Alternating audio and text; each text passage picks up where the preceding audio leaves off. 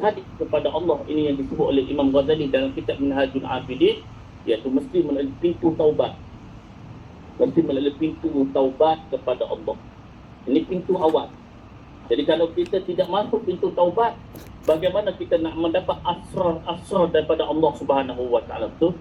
Bagaimana kita nak dapat anugerah dan bagaimana kita nak mendapat pengalaman rohaniah yang tinggi-tinggi di sisi Allah?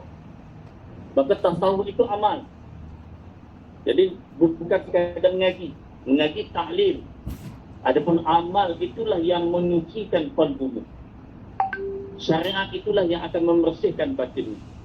Berarti orang yang benar-benar nak bertasawuf, dia sangat mencintai amal. Bahkan dia akan menikmati ketika melakukan amal. Dan dia tidak meninggalkan amal. Maka kalau jumpa orang yang bertasawuf meninggalkan amal, itu bukan tasawuf, itu tasawuf. Itu bukan sufi tapi sapi. Karena orang tasawuf tidak akan meninggalkan amal. Karena ilmu amal. Dengan ilmu beramal, dengan amal itulah yang akan mendapat natijah. Itu yang disebut sebagai akwal. Kamu akan mendapat waridat, futuhat, kurniaan daripada Allah. Jadi nak dapat zauq, nak dapat asyik, nak dapat muraqabah, nak dapat musyahadah, nak dapat rindu, nak dapat lazatnya dengan Allah, nak dapat kemesraan dengan Allah, itu di mana? Dalam amal. Berarti ketika kamu tinggal amal, kamu tidak akan mendapat yang dikatakan ahwal ini. Kamu tidak akan mendapat natijah, pengalaman dan perasaan rohani. Karena setiap amal itulah yang akan membersihkan qalbu. Solat itu tazkiyah. Puasa tazkiyah. Menunaikan ibadah umrah itu juga tazkiyah. Menunaikan ibadah haji itu juga tazkiyah. Infak itu juga proses tazkiyah. Sedekah itu juga tazkiyah. Segala apa yang telah disyariatkan oleh Allah tidak lain tujuan syariat itu adalah menyucikan batin. Tapi di sana ada mereka yang terhijab dengan amal. Maka amal itu boleh menyucikan qalbumu. Namun di sana betapa ramai juga mereka yang sangkut dengan amal apabila dia bergantung dengan amal dan ilmunya. Ini kata Hikam Ibn Atta'illah. Berarti seseorang yang masih bergantung kepada ilmu dan amalnya, dia tidak akan bau sedikit pun haruman makrifat daripada Allah. Dia rasa dialah yang beramal, dia rasalah dia yang banyak ilmu, dia merasa dialah yang banyak taat. Maka dua golongan yang susah untuk nak masuk ke dalam wilayah makrifat ini, iaitu orang yang alim dan orang yang ahli ibadah. Kerana dia akan sangkut di situ. Kecuali benar-benar dia tenggelamkan dirinya, dia fanakan dirinya, dan dia tidak sandarkan ilmu itu pada dirinya, dia tidak sandarkan ibadah itu pada dirinya, dia sandarkan dia memiliki ilmu itu adalah kurniaan Allah. Dia sandarkan dia boleh melakukan ibadah itu adalah kurniaan Allah. Ini lepas. Tetapi semakin tebal kesombongan disebabkan ilmu dan amal, maka dia duduklah pada makam nafsu yang ammar, walaupun dia seorang ulama sekalipun. Tapi nafsunya masih nafsu awam. Nafsunya masih lagi terikat dengan dunia dan makhluk. Bagaimana seseorang itu nak masuk ke dalam hadrat Allah selagi mana dia masih lagi tersangkut qalbunya itu dengan dunia dan makhluk. Oleh yang demikian, tasawuf ialah amal. Justru itu orang yang bertasawuf ni kena ada guru. Bukan sahaja mengaji kitab tasawuf kemudian balik rehat, tidak. Dia mesti melalui jalan mujahadah. Kalau mengaji kitab tasawuf, kitab Minhajul Abidin khatam, Penawar bagi hati khatam, Risalah Kusyairiyah khatam, kemudian pada kitab Ibn Atta'illah, Hikam Ibn Madian, semuanya khatam, balik duduk saja. Balik tak bermujahadah akan nafsunya, tidak berperang akan nafsunya, maka dia tidak akan mencapai yang dikatakan tingkatan makrifat di sisi Allah Subhanahu wa taala. Mujahadah ialah kita istihad perang terhadap nafsu. Maka orang sufi ni dia kuat mujahadahnya. Dia kuat mujahadahnya. Dia kurangkan, dia sempitkan, dia hiris, dia pancung, dia tikam segala kemahuan nafsunya, sehinggalah dia benar-benar mengikut kemahuan Allah, kehendak Allah, keinginan Allah Subhanahu wa taala. Jadi mujahadah riyadhah ni perlu ditempuhi. Bagaimana ustaz kami nak menempuh dalam mujahadah riyadhah ini? Inilah perlu kepada mentor, perlu kepada guru, perlu kepada para pembimbing. Kerana guru itulah yang akan menyusun, dan guru itulah yang akan menentukan apa mujahadah kamu, apa riyadhah kamu. Kerana seorang guru yang mursyid, dia sudah ada pengalaman dalam perjalanan suluknya, dalam perjalanan saliknya, dan dia telah sampai wusul kepada Allah. Dia juga dulu dibimbing oleh mursyid sebelumnya. Mursyid sebelumnya itu dibimbing oleh mursyidnya. Pengalaman inilah dia guna pakai untuk dia mengangkat anak rohaninya kepada Allah Subhanahu wa taala. Maka seorang guru ataupun seorang ayah rohani ataupun seorang guru yang mursyid, padanya itu dia ada amanah yang besar. Pada dirinya itu dia boleh, pada dirinya itu dia memiliki authority bagaimana dia nak menyusun perjalanan rohani anaknya itu kepada Allah Subhanahu wa taala. Apa mujahadah kamu? Apa riyadhah kamu? Kerana kalangan kita ini semua tak sama mujahadah dan riyadhahnya. Kerana penyakit yang ada dalam diri saya, penyakit yang ada dalam diri puan-puan, bonda-bonda tak sama. Maka cara untuk nak bersihkan dan cara untuk nak rawat dan keadaannya tidak sama. Maka bagaimana untuk nak merawat, bagaimana nak sembuhkan penyakit kolbu itu, maka seorang guru dia ada kemampuan. Kerana dia doktor yang pakar. Doktor pakar, dia ada pengalaman. Penyakit ini apa ubatnya, apa panduannya. Penyakit ini apa ubatnya, apa panduannya. Dia doktor pakar, dia bukan doktor praktikal. Bawa posting hospital. Bukan, dia doktor pakar. Doktor pakar dia tahu. Kita cerita dah, dia dah dapat tahulah apa punca penyakit. Bahkan guru-guru yang mursyid ni ketika kita datang menghadapnya, dia tengok wajah kita pun, dia tengok kelipan mata kita pun, cukup tahulah apa penyakit yang ada dalam batin. Hati-hati. Kerana mereka ada kekuatan nur ilahiyah yang Allah Ta'ala campakkan dalam hati mereka. Kamu tak payah kongsi apa lagi. Kamu tak payah cerita lagi apa susah payah hidup kamu, apa halangan. Situ pun dah tahulah. Datang, bahasa tubuh itu kadang-kadang seorang guru yang mursyid dia dapat sense apa penyakit yang ada dalam batin, apa kegelapan yang ada dalam. Maka dia akan berikannya, dia akan berikan zikir. Maka guru yang ada waridat, ketika dia memberikan zikir yang ada waridat, ketika murid itu beramal dengan zikir yang telah ditalkinkan ataupun dibai'ahkan ataupun yang telah diijazahkan, maka sekiranya benar murid itu beramal dengan wirid tersebut, zikir tersebut, pasti akan mendapat waridat daripada Allah. Boleh faham? Seorang guru yang sudah ada waridat daripada Allah, ketika dia mengijazahkan satu zikir, ketika dia membai'ahkan satu-satu amalan, ketika dia mentalkinkan satu amalan, amalan itu sudah ada waridat. Cuma masalah kita buat ataupun tak buat, itu dia. Kalau wirid sudah ada waridat, balik simpan dalam almari, kan? Tak ada waridat lah. Tetapi ketika guru yang telah wusul kepada Allah, ijazahnya itu, zikirnya itu, dia sedang pindahkan waridat kepada murid.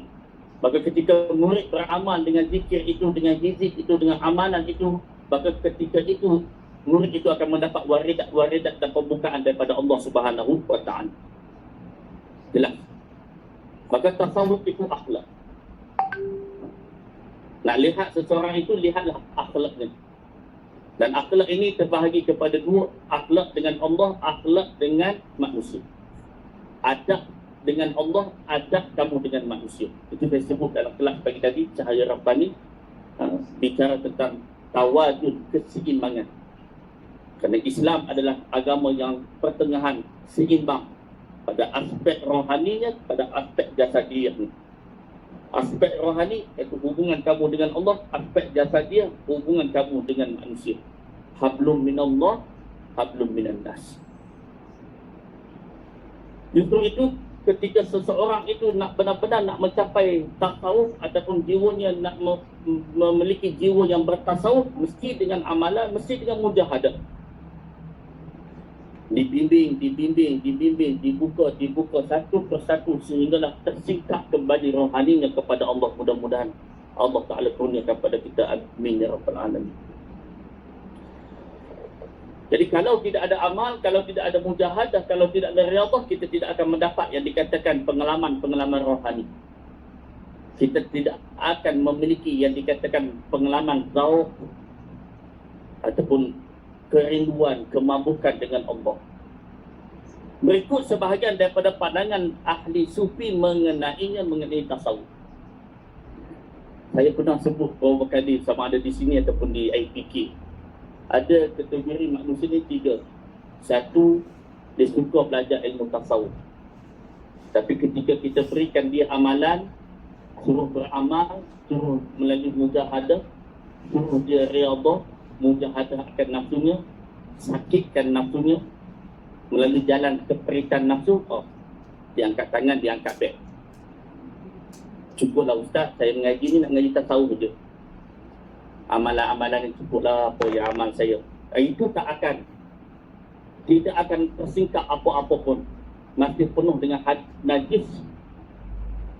Tidak akan dapat membuang segala lendir, nanah dan keburukan kalbunya itu. Kerana dia hanya mengaji. Mengaji semua orang boleh mengaji. Semua orang boleh hafal. Tetapi kamu mengaji tak mampu untuk mengubah akhlak kamu. Tak boleh mengubah tingkatan nafsu kamu. Dan kamu tidak akan merasai kenikmatan dalam solat, kenikmatan munajat, kenikmatan beribu dengan Allah. Kamu tidak akan merasai helaan nafasmu, kedipan matamu, degupan jantungmu dalam keadaan kasih sayang Allah. Kamu tidak akan dapat merasai itu. Kerana hatimu masih lagi tertutup. Hatimu masih lagi terhijab. Masih lagi dalam kotoran, masih lagi dalam kegelapan. Kerana kamu sekadar mengaji. Tapi ramai. Cukuplah daurah kita, pengajian kilat, peti, apa lagi? Pagi malam khatam kitab, khatam. Tapi ketika beri amal, kita mujahadah. Ini tazkiyah, dia tak sanggup. Ada golongan yang kedua, dia sudah mula beramal.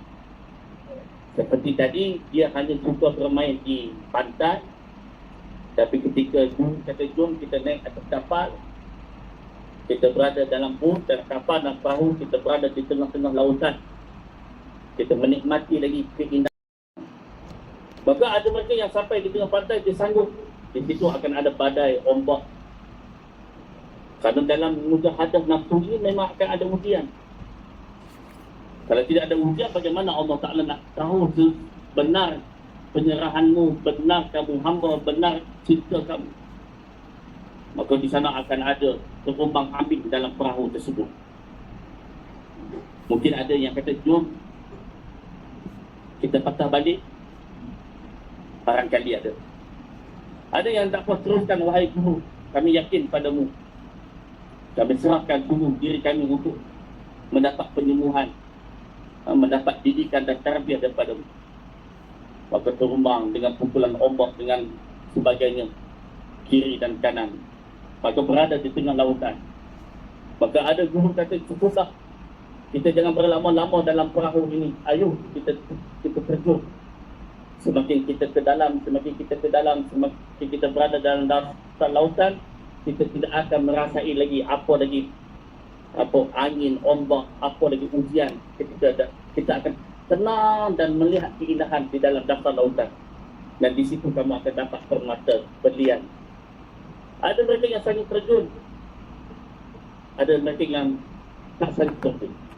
Maka mereka yang sanggup terjun, guru akan tunjuk, itulah permata, itulah pilihan, ambil.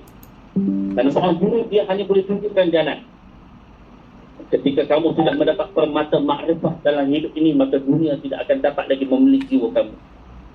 Ketika kamu sudah mencapai keindahan, dibukakan oleh Allah, disingkapkan oleh Allah dalam batin, kamu memandang segala tajali asma-asma'nya ini.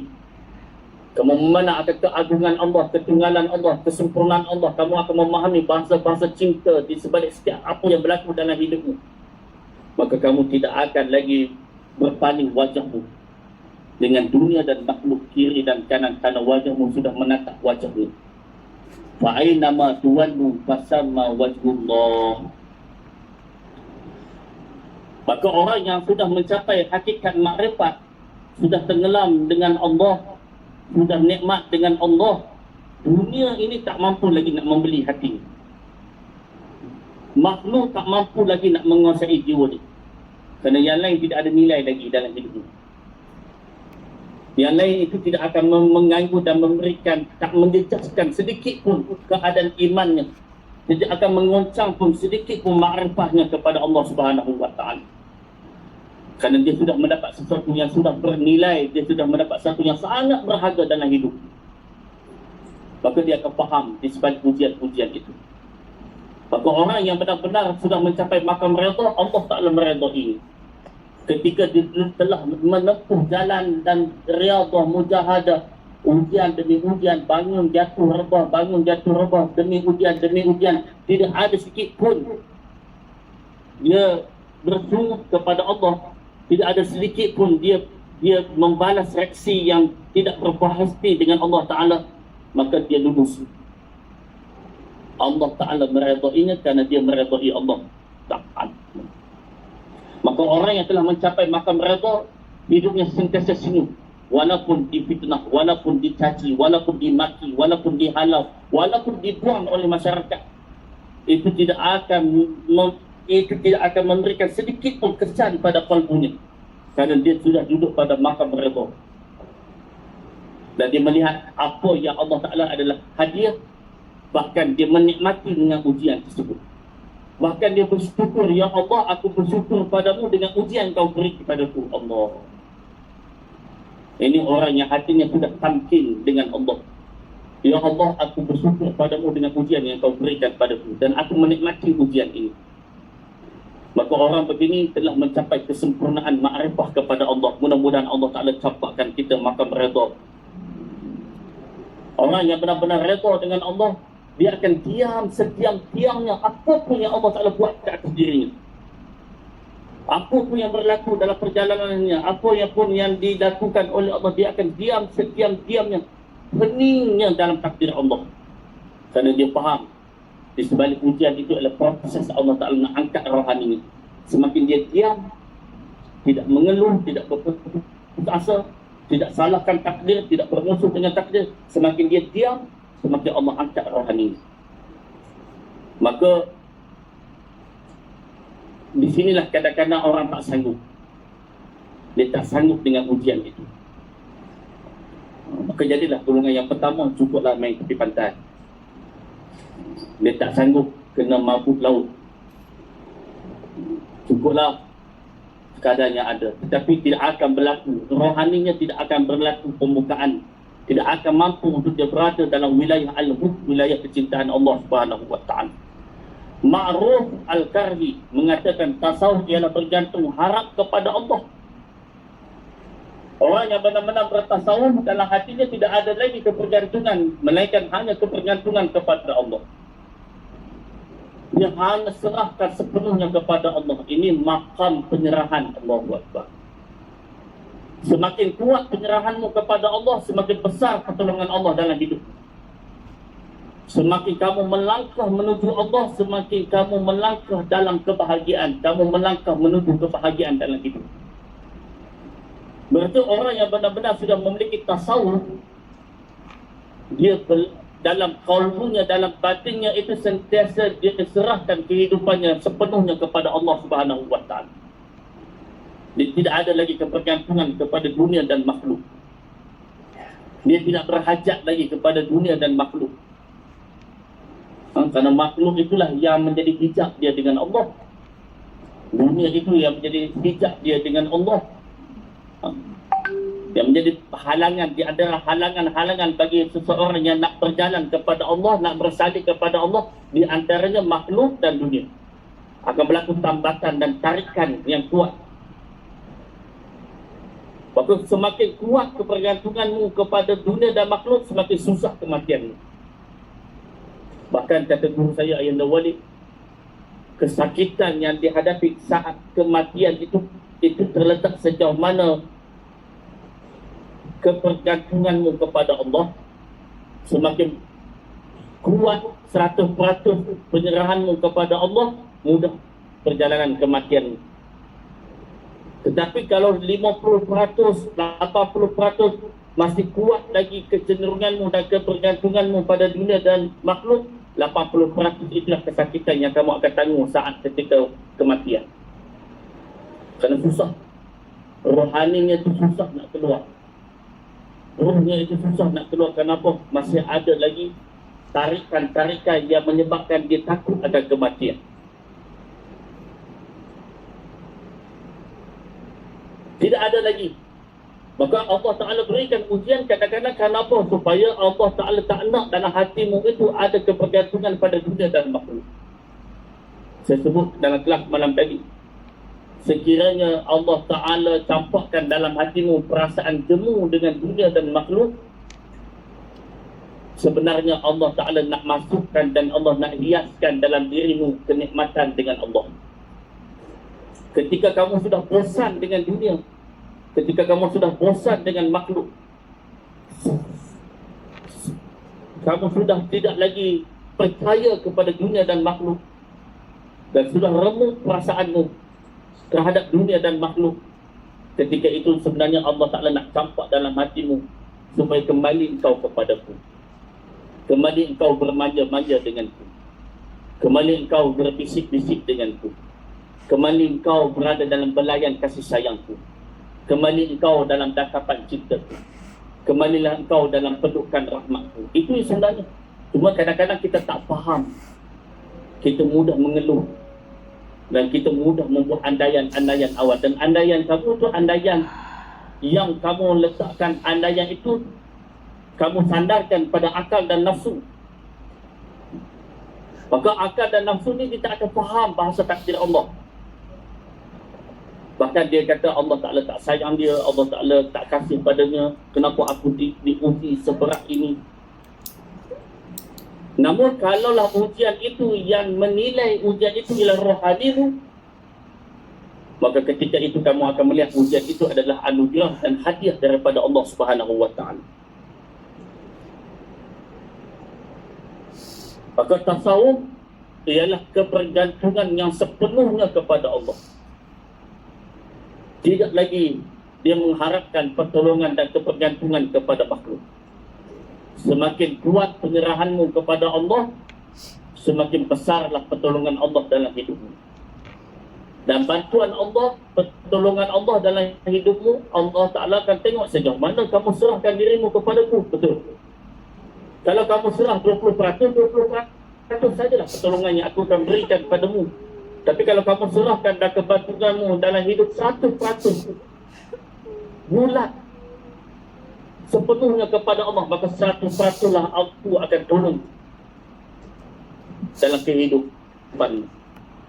Abu Turab An-Naqshabi, sufi itu ialah seseorang yang tidak dikotori oleh sesuatu pun, malahan bersih daripada semua perkara. Jadi rohaninya bersih. Jadi kita istighfar, kita zikir, kita palu Allah, Allah, Allah, Allah, Allah. Di qalbu tidak lain untuk kita bersihkan qalbu kita, bersihkan rohani kita. Tidak ada lagi kotoran. Kerana cahaya Allah tidak akan masuk dalam hati yang penuh dengan najis. Maka kena bersihkan dulu. Dengan jalan istighfar, dengan jalan taubat, dengan jalan penyesalan, dengan jalan kefakiran. Ilmu tasawuf ni mudah saja, kata Ayanda Walid. Allah Ta'ala akan tuangkan cahayanya dan ma'rifahnya itu ke dalam hati yang tidak ada kesombongan. Itu dia. Ketika benar-benar kamu buang kesombonganmu, kamu buang keegoanmu, kamu buang ketakuran dirimu, insya-Allah mudahlah perjalanan rohanimu kepada Allah. Itu je. Apa semua kitab matan ini, Nahwu, Sorof, Balaghah, Mantik, Bayan, Badiq. Oh, kalau begitu kita dah 70 baru tu baca Nahwu, matan Jurumiyah, waktu mana nak jadi kekasih Allah? Betul tak? Kalau lah syarat nak menjadi kekasih Allah tu kena menguasai ilmu alat bahasa Arab, bodoh-bodoh sempat nak mengaji al-kalam, huwa lafzu, al-murafabu, al-mubidu, apa tu isim, apa tu fi'il, fa'il, madhi, mudhari', maf'ul bih.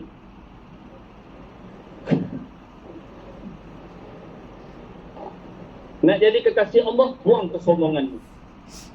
Dah tunduk dan patuh di bawah tarbiyah, maka kamu akan jadi kekasih Allah. Nak jadi alim, nak buka pondok, nak jadi tuan guru, nak jadi syekh, nak jadi alim, itu perlu kepada ketajaman akal. Perlu kamu menguasai semua semua cabang-cabang ilmu dalam ilmu agama. Hadisnya, kemudian Al-Qurannya, fiqhnya. Kita tak bicara lagi tentang sifat 20, ta'alluq. Tu bicara ta'alluq tak habis-habis lagi. Kan? Itu kamu kena kuasai. Kamu nak jadi seorang alim, kamu perlu ketajaman, kecerdasan akal. Tapi nak menjadi al-arif billah, kamu sediakan hatimu untuk dibimbing. Dah.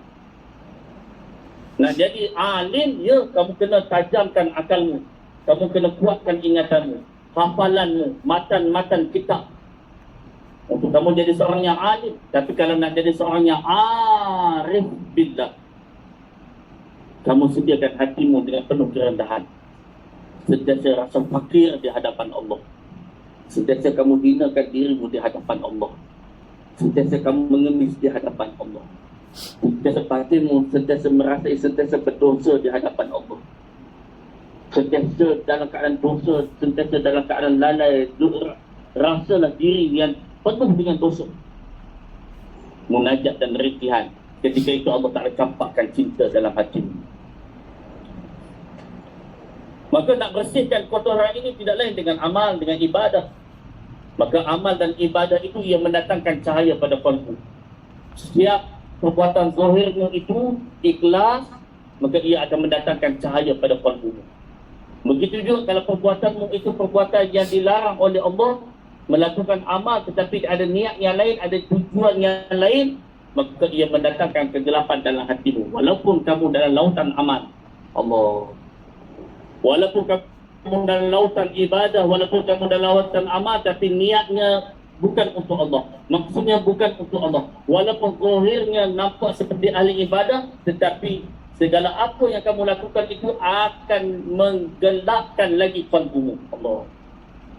Semalam bagi siapa yang ikut kelas bicara diri, saya guna istilah salah alamat. Ada semalam salah alamat. Pak malam tak tidur, nak tulis surat cinta kepada kekasih. Tunggu punya tunggu, tak sampai-sampai balas pun surat daripada kekasihmu. Pak malam hitam mata-mata tak tidur, nak tulis surat kepada kekasih. Dengar je bunyi motor postman, tengok surat orang lain, rupanya salah tulis alamat. Semayang bengkak kaki-kaki, hitam dahi, tapi niat selain daripada Allah. Kamu salah submit. Bagaimana Allah Ta'ala nak terima amalmu? Allah, bagaimana ibadahmu nak tembus? Langit pertama pun dicampakkan kembali. Bagaimana kamu salah alamat? Kamu ada niat lain-lain di sebalik amal, ibadahmu, ilmumu, tujuan lain. Berarti kamu salah submit. Kata kita hantar email lah, salah sikit, tak ada dot pun, tak sampai-sampai. Salah alamat email, tak sampai-sampai. Apabila hatimu salah tujuan, maka amalmu tidak ada nilai di sisi Allah. Maka apabila amal tidak ada nilai di sisi Allah, tidak akan adalah perubahan pada rohanimu, pada akhlakmu, pada kehidupanmu. Maka jangan kamu salahkan Allah.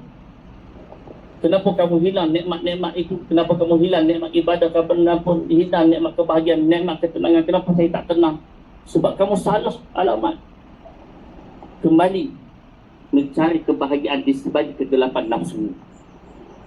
Mencari kebenaran di sebalik kotoran nafsu. Mencari kembali ketenangan di sebalik kotoran nafsu. Kata Sahal bin Abdullah Al-Tustari, Sufi itu ialah seseorang yang bersih daripada maksiat. Maksiat zahir, maksiat batin. Tingkatan dosa ni ada beberapa tingkatan. Dosa orang awam, dosa bagi orang yang salih, dosa orang yang telah mencapai makrifat, dosa orang yang telah mencapai hakikat.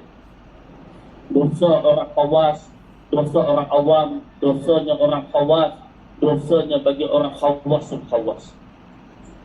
Dan dosa yang paling menjadi hijab kita dengan Allah ialah dosa pada martabat sir. Dosa pada martabat rohani. Apa itu dosa pada martabat sir?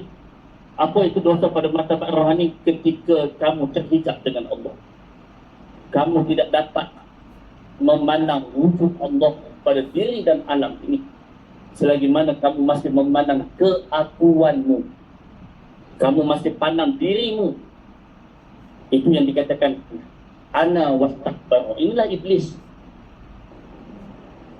Selagi mana kamu tak pecahkan berhala-berhala ketuhanan yang ada dalam dirimu, selagi itu kamu tidak akan tersingkap dan tidak akan nyata buah Allah dalam batin. Maka kata para ulama sufi, hancurkan ana, nyatalah buah. Hancurkan ana, pecahkan segala berhala-berhala anak. Aku lah. Ini amal, ni amal aku. Ini ilmu aku. Ini amal aku. Ini kebaikan aku. Ini program aku. Ini idea aku. Ini strategi aku. Lagi banyak aku, lagi iblis. Iblis di sebalik amal zahir ibadah ni. Bagaimana nak nyata buah? Buah tu zahir Allah. Ni isu ni seminggu dua ni isu zikir tu. Saya malah nak bincang, buang masa. Tak. Kita bawa 1000 kitab pun dia tak akan terima juga. Ini zikir zikir orang yang dah tahu. Ini zikir khawas.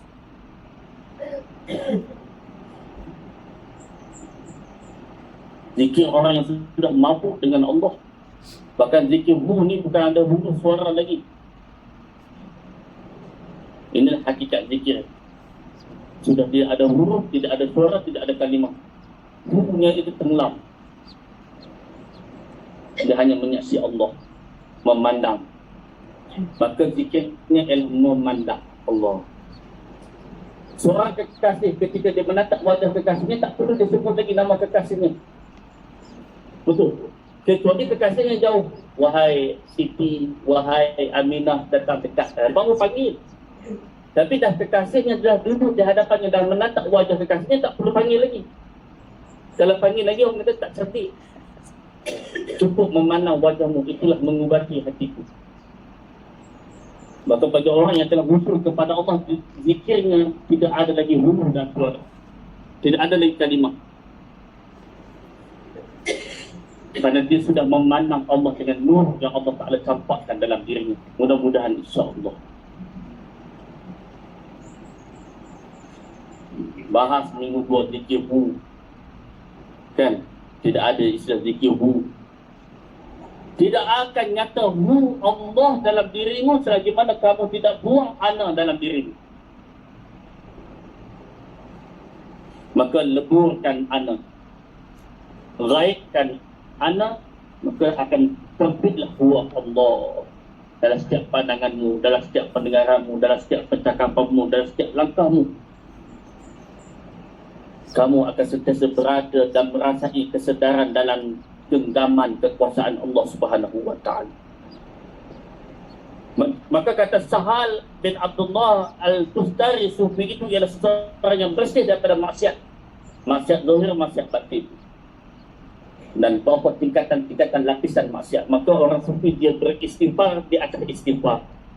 Tajuklah ni. Konti lah. Tes sekali. Habis ni. Saya minta maaf terlewat tadi.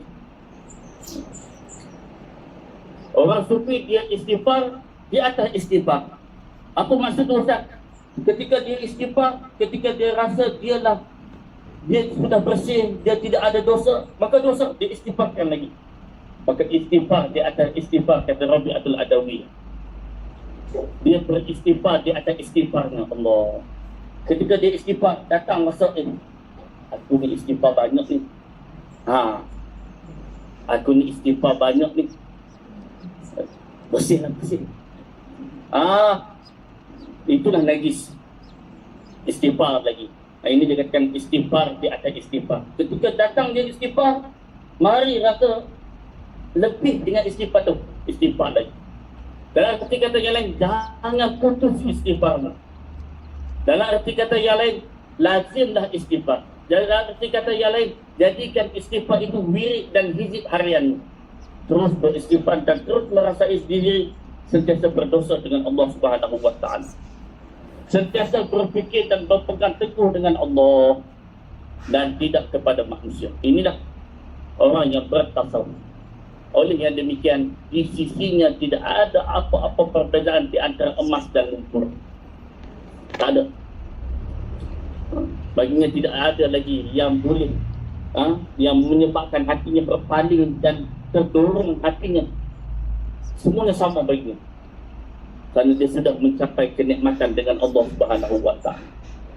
Orang yang sudah mendapat batu berlian yang harga ratusan ribu, dia tak pandang lagi lah batu-batu permata yang jual di pasar malam di uptown. Dia tak tengok pun tak. Itu je. Tengok itu je. Dah, batu yang dia pakai tu harga dah 300,000. Batu yang dia pakai tu dah harga dah 900,000. Jadi apabila dia tengok batu-batu kaki lima jalan tu tak ada nilai. Berarti itulah orang yang sudah mendapat makrifat dengan Allah. Dunia ini sudah tidak ada nilai lagi dalam hidup ini. Kalau Allah Ta'ala bagi dia kekayaan, tidak menyebabkan dia tenggelam dalam kekayaan itu sehingga dia sombong. Tidak. Kalau Allah Ta'ala bagi dia kekayaan, harta sekalipun, itu digunakan untuk mendapat redha Allah dan bahkan tidak akan membeli jiwanya. Dia tidak akan terikat dengan kekayaan itu. Dia akan jadi manusia yang semakin bersyukur kepada Allah dengan nikmat-nikmat yang Allah Ta'ala berikan. Dia tidak akan sombong dengan nikmat-nikmat yang Allah Ta'ala berikan, kekayaan, pangkat dan sebagainya.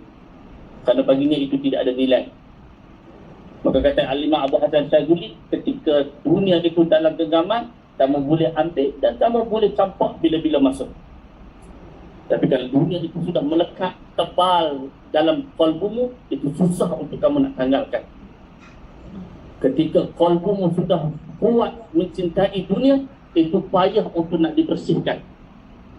Tetapi mana dunia itu sekadar hanya dalam genggaman, kamu boleh ambil, kamu boleh campak, kamu boleh balik sesuka hatimu. Kerana dunia itu tidak melekat dalam qalbu. Ingatlah para jemaah yang dimulakan, qalbu tempat tajadi Allah, qalbu tempat pandangan Allah. Maka Allah Ta'ala ciptakan qalbu untuk Allah. Jangan ada sesuatu yang kamu isi dalam qalbumu selain Allah. Allah Ta'ala cemburu. Allah Ta'ala sangat mencemburi apabila seorang hamba itu dia biarkan qalbunya itu diisi dengan sesuatu selain daripadanya. Ketika itu dia akan berikan ujian pada dirimu, supaya benar-benar kembalilah qalbumu untuk aku. Aku cipta qalbumu untuk aku, bukan untuk orang lain. Maka tempat rasa, tempat zauq, tempat ingat, tempat rindu, tempat asyik di qalbu, bukan di akal, tapi di qalbu. Ini wilayah qalbu. Maka orang sufi dia memberikan tumpuan kepada pembinaan qalbu, tarbiyah qalbu. Dia bangunkan qalbu. Dan inilah perjalanan sufi, perjalanan mereka yang nak berjalan kepada Allah Subhanahu wa ta'ala. Sekadar itu daripada saya pagi ini.